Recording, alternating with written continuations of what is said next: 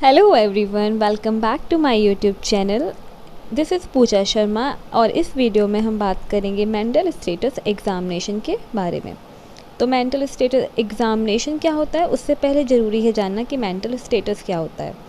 So mental status क्या होता है? It is a total expression of a person's emotional responses, mood, cognitive function and personality.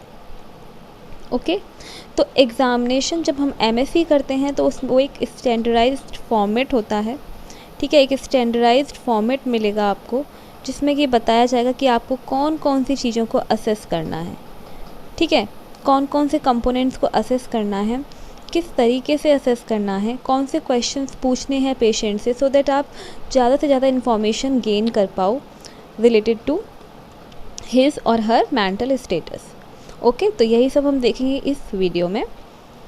So do not skip any portion of this video.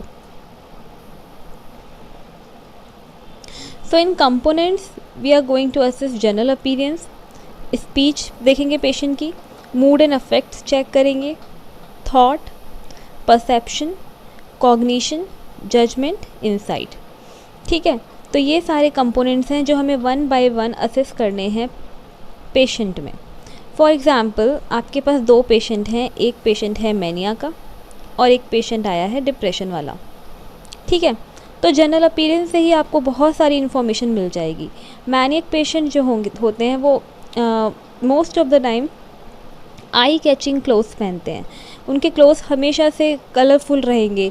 जबकि जो depressive patient है, अगर आप उसकी general appearance देखोगे तो उसने इवन ढंग से अपने आप को एक वेल ड्रेस भी नहीं होंगे, ढंग से उसने अपनी हाइजीन वगैरह मेंटेन नहीं की होगी। तो आप समझ सकते हो अपीयरेंस कितना मैटर करता है ना। स्पीच से अगर आप देखोगे मैनियक पेशेंट है, उनकी स्पीच की टोन जो है लाउड होगी। अगर डिप्रेसिव पेशेंट है वहीं अगर आप देखोगे तो उसके पास पॉवर्टी ऑफ स्पीच मिल सकती है, बहुत ही कम बोल रहा है, बोलना नहीं चाह रहा, इंटरेस्टेड ही नहीं है बोलने में। ठीक है, इसी तरीके से वन बाय वन ये जो जितने भी कंपोनेंट्स हैं ये आपको वन बाय वन असेस करने होते हैं और पता चल जाता है कि उस पर्सन का मेंटल स्टेटस नॉर्मल है या एबनॉर्मल है। ये कुछ एग्जांपल हो गया मैनिया और डिप्रेशन के पेशेंट को लेके। अब चलते हैं आगे। तो जनरल अपीयरेंस में क्या क्या चेक किया जाता है, क्या क्या चेक कर सकते हैं हम?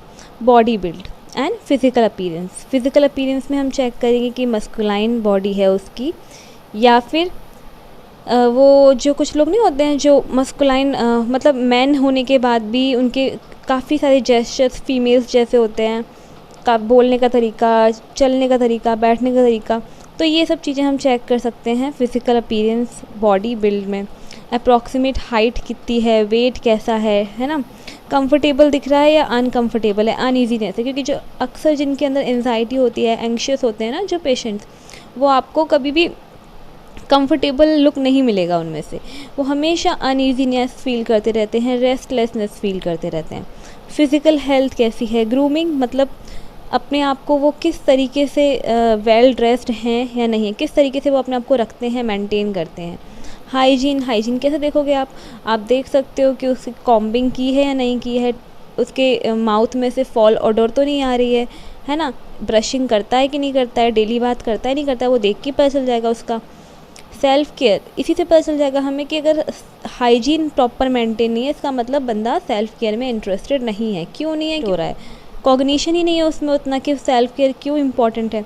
ड्रेसिंग कैसी है उसकी, फेशियस मतलब उसके नॉन वर्बल एक्सप्रेशन चेक करने हैं आपको, जिससे उसके मूड का आइडिया मिले। ओके, तो हमने जनरल अपीयरेंस एंड बिहेवियर में सबसे पहले जनरल अपीयरेंस में ये सारी चीज़ें देखनी है। आगे ये देखो, यहाँ पे कुछ फेशियल एक्सप्रेशंस दिखाए गए हैं, तो आप इनमें से क्या क्या इन्फॉर्मेशन मिल रही है आपको। ये आप देख सकते हो काफ़ी डिप्रेसिव सा लग रहा है। This can be a manic patient. ये अनोइंग लग रही है, इसको पता चल रहा है कि किसी चीज़ से इरिटेबिलिटी है। और यहाँ देख सकते हो ये इसकी आईब्रोज उठी हुई हैं, किसी चीज़ से डर रहा है, फोबिया हो सकता है ना, किसी चीज़ का फोबिया है या कुछ इस तरीके से। तो फेशियल एक्सप्रेशंस जो हैं they give a lot of information to us about patient's mental status. Next, अच्छा दूसरी चीज़ हमें जनरल अपीयरेंस एंड बिहेवियर में दूसरी चीज़ क्या चेक करनी है कि उसका एटीट्यूड कैसा है टुवर्ड्स द एग्जामिनर। क्या वो कोऑपरेटिव है या नहीं, अटेंटिव है या नहीं, हमसे बात करने में इंटरेस्टेड भी है या नहीं। नेक्स्ट, कॉम्प्रिहेंशन चेक करना है। कॉम्प्रिहेंशन में आप क्या चेक करोगे कि वो हमारी बात समझ भी पा रहा है, अगर पा रहा है तो पूरी बात समझ पा रहा है या आधी अधूरी समझ पा रहा है। गेट एंड पॉस्चर चेक करना है, नॉर्मल है या एबनॉर्मल है, उसके बैठने का, चलने का, खड़े होने का तरीका किस तरीके का है, वो सब आपको चेक करना है, ठीक है। और क्या चेक कर सकते हो आप अपीयरेंस में, आपको चेक करनी है motor activity. Motor activity increased है या डिक्रीज्ड है। जैसे इंक्रीज होती है तो एक्साइटमेंट में होती है, डिक्रीज होती है तो स्टूपर में होती है। एबनॉर्मल इनवॉलेंट्री मूवमेंट्स चेक करनी है, जिसे एम्स बोलते हैं, ठीक है। मतलब वॉलेंट्री नहीं कर रहा है वो, इनवॉलेंट्री मूवमेंट्स हैं, जैसे टिक्स और ट्रिमर्स। टिक्स का एग्जांपल ले सकते हो आप, जैसे आपने हिचकी मूवी देखी होगी तो उसमें वो बार बार मतलब वो चाह के भी नहीं रोक पाती है, उसकी गर्दन बार बार साइड होती रहती है ना, तो ये होते हैं टिक्स वगैरह, ठीक है। रेस्टलेसनेस, एकेथीसिया। रेस्टलेसनेस में बता चुकी हूँ, उसे अनईजीनेस रहेगी।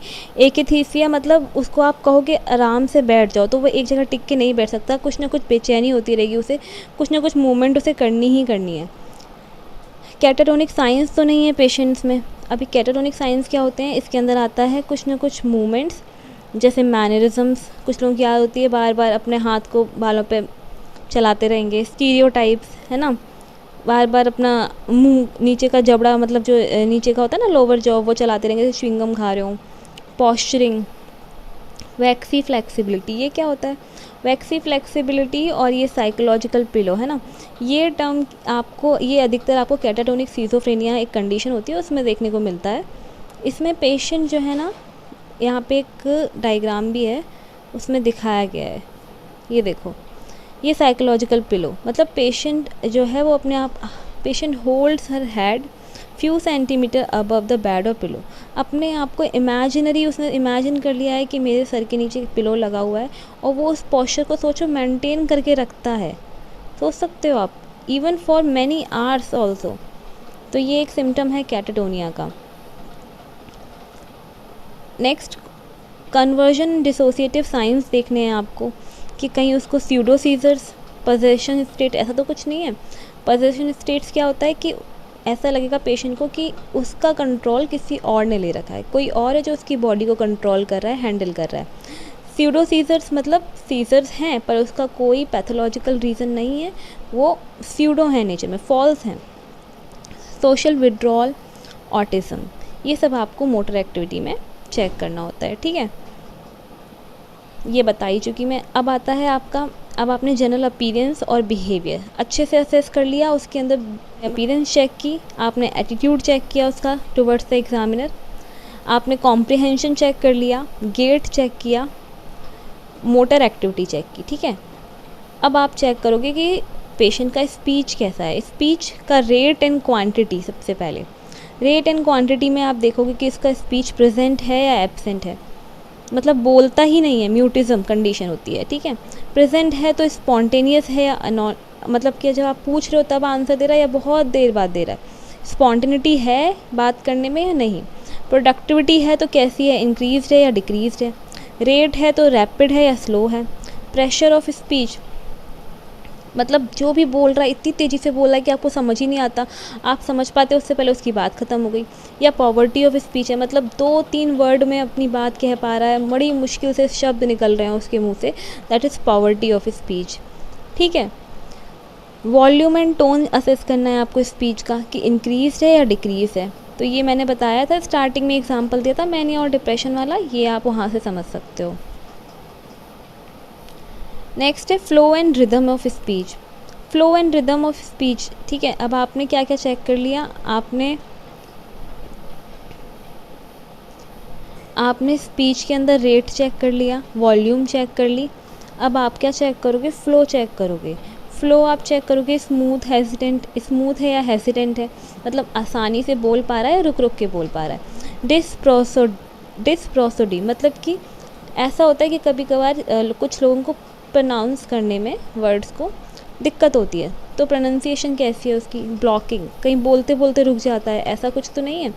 सर्कमस्टेंशियलिटी, ये चेक करना है आपको। इसमें क्या होता है कि पर्सन से आप जो कुछ भी पूछोगे वो आंसर तो देगा, लेकिन बात को पूरी तरीके से घुमा फिरा के तब जाके उसका आंसर आएगा। फॉर एग्ज़ाम्पल, आपने पूछा कि आपको कौन सा फ्रूट पसंद है, तो उसका आंसर मैंगो नहीं होगा, उसका आंसर होगा मेरे गांव में काफ़ी सारे आम के पेड़ थे, मुझे उन पर खेलना पसंद था, उनके आसपास खेलना पसंद था, मेरे काफ़ी सारे दोस्त आम के, मतलब ऐसे बहुत सारी लंबी कहानी बनाई और उसके बाद बताया कि मेरा फेवरेट फ्रूट आम है।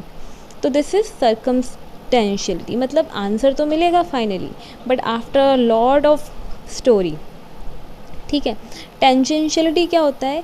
टेंजेंशियलिटी में आपको आंसर ही नहीं मिलता। आपने पूछा आपका फेवरेट फ्रूट क्या है, उसने ट्री के बारे में बता दिया, उसने अपने गांव के बारे में बता दिया, उसने अपने दोस्तों के बारे में बता दिया, लेकिन उसने ये नहीं बताया कि उसका फेवरेट फ्रूट कौन सा है। That is tangentiality. ठीक है। लूजनिंग ऑफ एसोसिएशन में क्या होता है कि उसकी बातें तो कर रहा है वो आपसे, पर उसकी बातों के बीच में कोई कनेक्शन नहीं है। ठीक है। कभी उसने बता रहा है कि उसे खाने में क्या पसंद है, अगली बार उसको अगला कुछ बता रहा है, अगली लाइन में बता रहा है कि उसकी, मतलब लूजिंग ऑफ एसोसिएशन मतलब आपने कुछ पूछा उससे, जैसे आपने पूछा आप कहाँ रहते हो, तो वो बोल रहा है कि भारत की राजधानी दिल्ली है।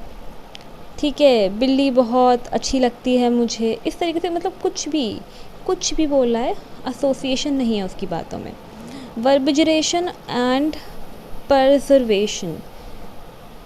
अब ये क्या होता है? वर्बिजरेशन में क्या होता है? पर्सन रिपीटेडली वर्ड्स को रिपीटेडली बोले जा रहा है कुछ ना कुछ, जैसे कहते हैं ना बड़बड़ाना, वो होता है वर्बिजरेशन।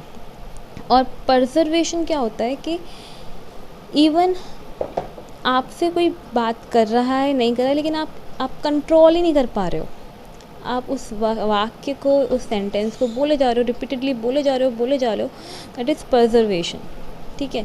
Even in the absence of stimulus भी आप रिपीट किए जा रहे हो।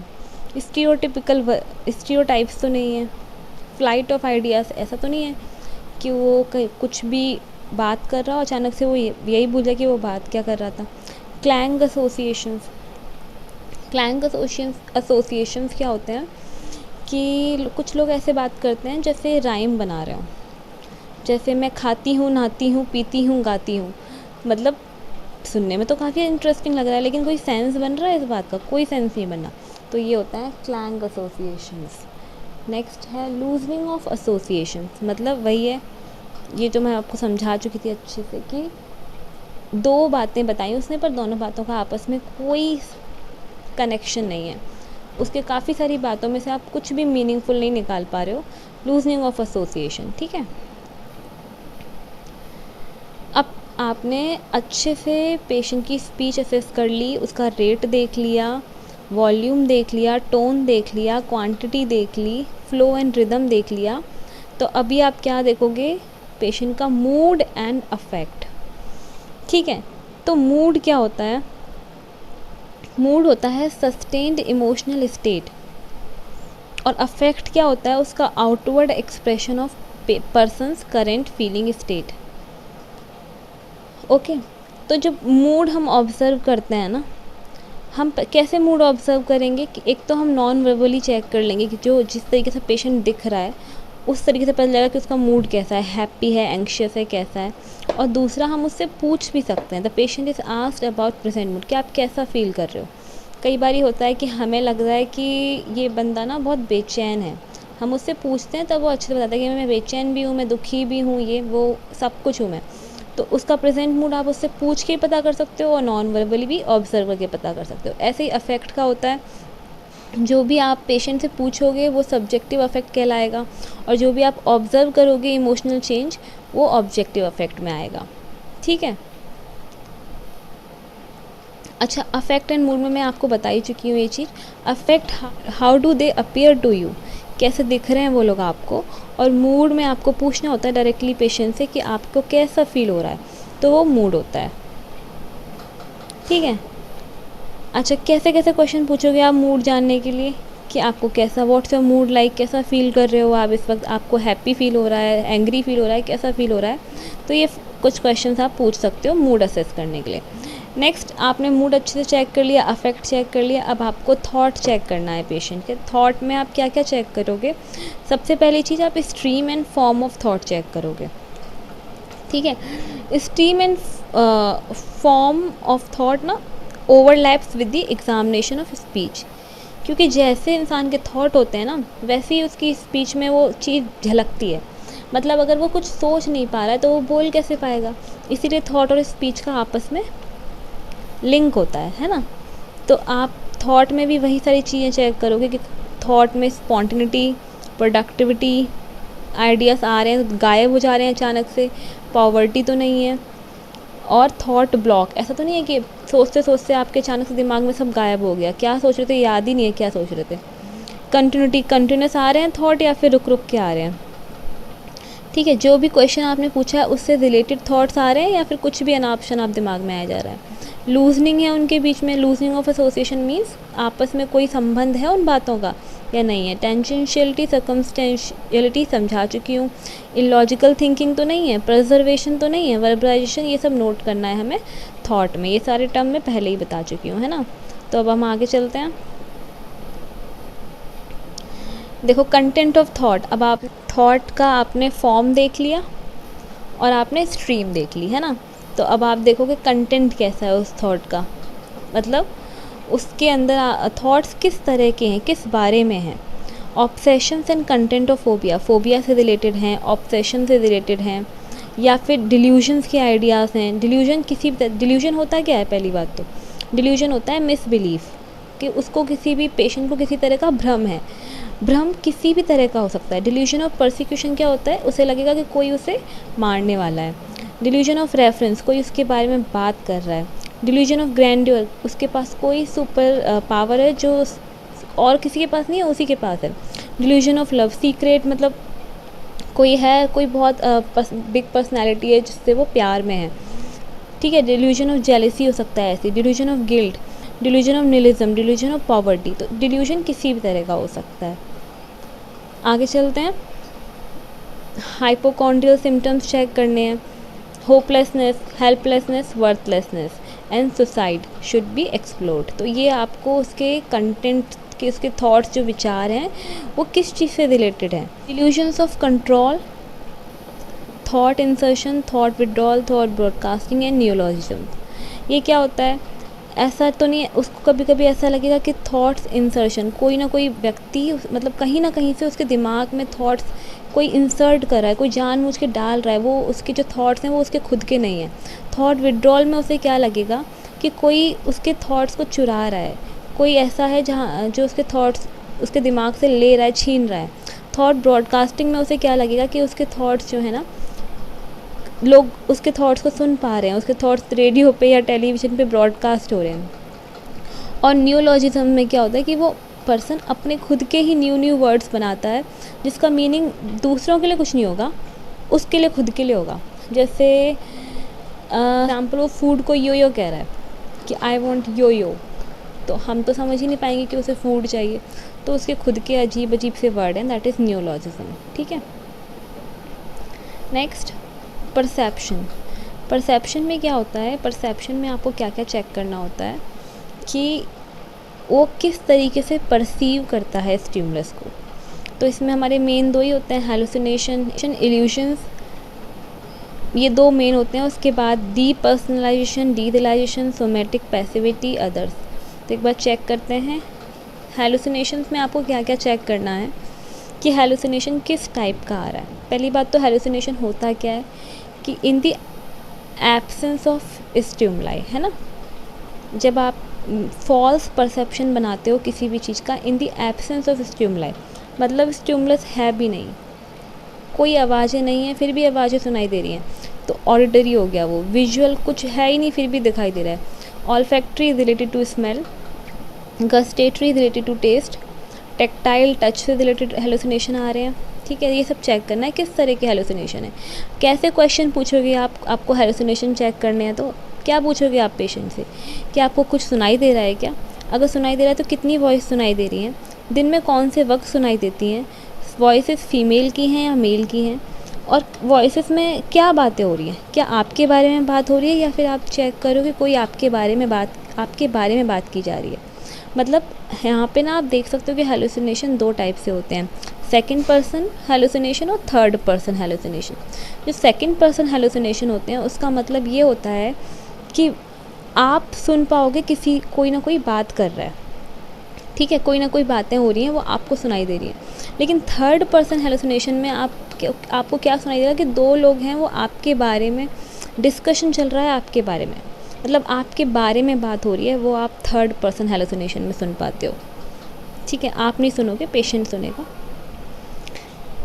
Illusions and misinterpretation. Illusions क्या होते हैं, ये होते हैं false perception but in the presence of stimulus. For example कोई रस्सी है, ठीक है, वो रस्सी, हमें तो रस्सी दिखेगी लेकिन पेशेंट को वो स्नेक दिख रही है वो पेशेंट को, तो वो इल्यूजन कहलाएगा, क्योंकि यहाँ पे प्रेजेंस ऑफ स्टिमुलस है, कुछ है, लेकिन यहाँ कुछ भी नहीं होता, रस्सी भी नहीं होती, फिर भी स्नेक दिखता, तो वो हेलुसिनेशन होता है ना। तो यहाँ पे हमें इल्यूशंस में चेक करना है कि इल्यूशन किस तरह के हैं, विजुअल हैं, ऑडिटरी हैं, या फिर अदर सेंसरी फील्ड से रिलेटेड है। डीपर्सनलाइजेशन और डीरियलाइजेशन चेक करना है कि पेशेंट को ऐसा लगे कि जो कुछ भी है वो रियलिटी नहीं है, वो रियलिटी से अपने को कनेक्ट नहीं कर पाता। सोमेटिक पैसिविटी फिनोमेना, इसमें क्या होता है, उसको ऐसा लगेगा कि कुछ ना कुछ सेंसेशन इम्पोज की जा रही है उसके ऊपर, मतलब मैं नहीं चाह रहा खड़ा होना, कोई ज़बरदस्ती कोई ना कोई है जो मुझे खड़ा करवा रहा है, कोई ना कोई है जो मुझे बैठने के लिए मजबूर कर रहा है, मैं नहीं बैठ रहा हूँ, मतलब उसको वो जो भी कर रहा है उसे ऐसा लग रहा है कि उसके एक्शंस उससे करवाए जा रहे हैं, ठीक है। और बाकी हमें कौन कौन सी चीज़ें चेक कर सकते हो आप, abnormal otoscopy, abnormal vestibular sensations, ये सब चेक कर सकते हो आप, ठीक है। तो ये आपका हो गया परसेप्शन के अंदर। क्या क्या चेक किया आपने, हेलुसिनेशंस चेक किए, illusions, depersonalisation, somatic passivity phenomena. अब आप लास्ट तो नहीं है ये, कॉग्निशन चेक करोगे अब आप, ठीक है। कॉग्निशन में क्या क्या चीज़ें असेस करनी होती हैं, consciousness, orientation, attention, concentration, memory, intelligence, abstract thinking. ये कैसे असेस करोगे पेशेंट की, वो हम आगे देखते हैं। कॉन्शियसनेस में आप चेक करोगे कि पेशेंट को कॉन्शियस है या पेशेंट को कोई इस तरह का कन्फ्यूजन तो नहीं है, क्लाउडिंग तो नहीं है, किसी तरह का भ्रम तो नहीं है, कन्फ्यूजन तो नहीं है, स्टूपर, कोमा, ये सब आप चेक करोगे। तो कोई भी डिस्टर्बेंस होता है कॉन्शियसनेस में, वो आप रेट करते हो ग्लासगो कोमा स्केल पे, ठीक है। ओरिएंटेशन आप कैसे चेक करोगे कि आप उससे टाइम, प्लेस, पर्सन, इससे रिलेटेड क्वेश्चन पूछोगे। टाइम कौन सा चल रहा है, कौन सा डे है, कौन सा डेट है आज, कौन सा मंथ है, ये सारे क्वेश्चन पूछ सकते हो टाइम से।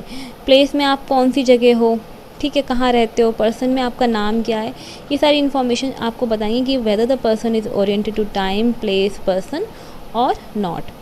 आप अटेंशन में कैसे चेक करोगे, अटेंशन में आप उसको बोल सकते हो कि आप पेशेंट को कोई डिजिट दे दिया आपने और आपको बोलना है कि इसको रिपीट करना है, आगे से एक बार रिपीट करके दिखाओ 71504, और एक बार पीछे से रिपीट करके दिखाओ 40517। तो इस तरीके से अटेंशन चेक कर सकते हो, ठीक है।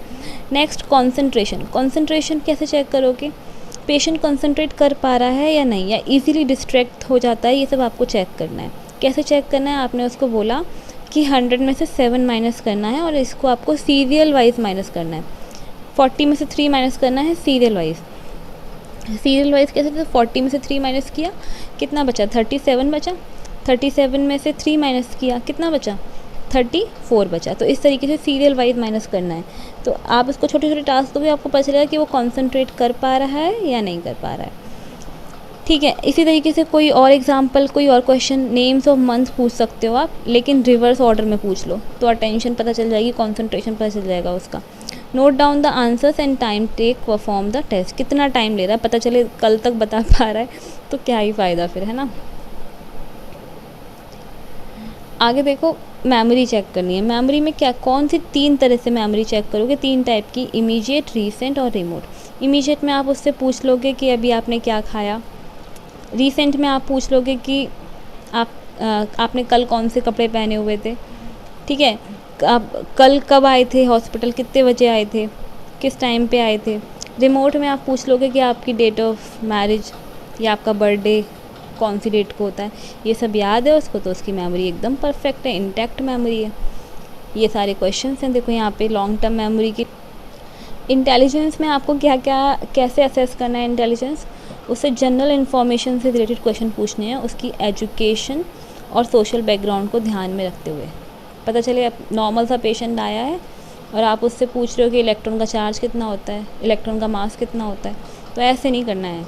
नॉर्मल क्वेश्चन पूछने हैं, कैपिटल ऑफ इंडिया पूछ ली, करंट प्राइम मिनिस्टर पूछ लिए, पास्ट प्राइम मिनिस्टर पूछ लिए, है ना। तो इस तरीके से आप उसकी इंटेलिजेंस चेक कर सकते हो। एब्स्ट्रैक्ट थिंकिंग चेक करनी है, कैसे करोगे? कुछ सिंपल मेथड्स होते हैं, जैसे प्रोवर्ब दे दी, मतलब यहाँ पे इंग्लिश में पूछ सकते हो अगर पेशेंट पढ़ा लिखा है, हिंदी में पूछ सकते हो, जैसे हमारे नॉर्मल इंडिया में काला अक्षर भैंस बराबर पूछ लिया, इसका मतलब क्या होता है बताइए। सिमिलरिटीज़ पूछ ली कि अच्छा डॉग और लॉइन में क्या सिमिलरिटी है बताओ, डिफरेंसेस पूछ लिए। तो इस तरीके से आप एब्स्ट्रैक्ट थिंकिंग पता कर सकते हो कि पेशेंट का कॉन्सेप्ट फॉर्मेशन कैसा है। ये देखो एग्जाम्पल दे रखे हैं, सिमिलरिटीज़ के पोइम और स्टैचू में क्या सिमिलरिटी है, चेयर एंड डेस्क में क्या सिमिलरिटी है, प्रोवर्ब पूछ ली गई है। ये सब एग्जाम्पल हो गए। जजमेंट कैसे चेक करोगे आप? जजमेंट आप 3 टाइप से चेक करोगे, personal, social, test judgment. Personal और सोशल आप जिस वक्त इंटरव्यू ले रहे हो, जिस वक्त आप बात कर रहे हो पेशेंट से, उसी वक्त चेक कर सकते हो और में क्या सोचते हो। सोशल जजमेंट, सोसाइटी को लेकर आप क्या सोचते हो, क्या वेलफेयर कर सकते हो। टेस्ट जजमेंट मतलब आपने उसे कोई कंडीशन दे दी कि सपोज़ एक घर है जिसमें आग लग गई है, ठीक है, तो आप क्या करोगे इस सिचुएशन में। तो इस तरीके की सिचुएशन दे दी और आप पूछ रहे हो कि आप वो पेशेंट क्या करेगा, तो आप उसकी जजमेंट इस तरीके से चेक कर सकते हो। इनसाइट में, इनसाइट क्या होता है कि पेशेंट की डिग्री ऑफ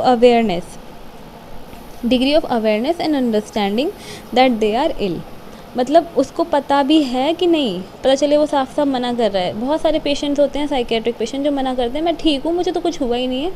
तो वो चीज़ होती है इनसाइट, कि उसे पता भी है अपनी बीमारी के बारे में या नहीं। कैसे चेक करते हैं? 6 लेवल होते हैं इसके, तो 6 लेवल पे चेक करते हैं हम लेवल्स ऑफ इनसाइट कैसे कैसे होते हैं। पहला है कंप्लीट डिनाइल ऑफ इलनेस, उसने साफ साफ बोल दिया भाई मैं बिल्कुल चंगा भला इंसान हूँ, मुझे फालतू में ये लोग हॉस्पिटल लेके आए हैं, ये हो गया कंप्लीट डिनाइल, ठीक है, तो ये लेवल 1 हो गया। दूसरा लेवल क्या होता है?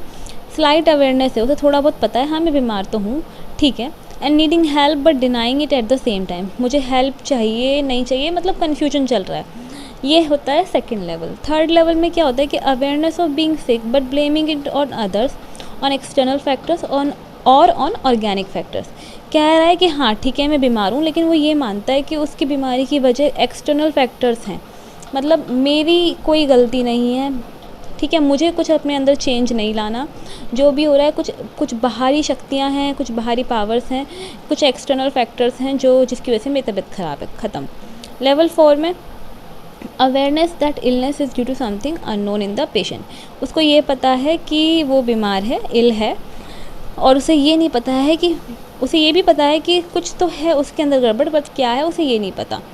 5th में क्या इंटेलेक्चुअल इंसाइट होती है कि उसे पता है कि वो बीमार है, ठीक है, और 6th में ट्रू इमोशनल इंसाइट होती है, मतलब उसे ये भी पता है कि वो बीमार है और उसे ये भी पता है कि उसे कौन कौन से फैक्टर्स हैं जो रिस्पॉन्सिबल हैं उसकी बीमारी के लिए, और उसे कौन कौन से एक्शंस लेने हैं जिससे कि वो अपनी इस इलनेस को रिकवर कर सके, ठीक है।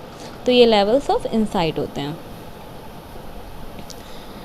ओके, तो this is all about MSE mental status examination. इस वीडियो में मैंने सब कुछ कवर करने की कोशिश की है अपनी तरफ से, लेकिन अगर कुछ भी छूटता है या कुछ भी समझ में नहीं आता है तो आप कमेंट बॉक्स में ज़रूर से पूछिए, और अगर आपको ये वीडियो पसंद आया है तो सब्सक्राइब प्लीज़ कर देना, क्योंकि मैं वीडियोस रेगुलरली नहीं डाल पाती हूँ, तो it will be a loss to you only. तो अगर आपको कंटेंट अच्छा लगा है तो subscribe, and do not forget to like and share this video among your friends. तब तक के लिए bye bye and keep studying.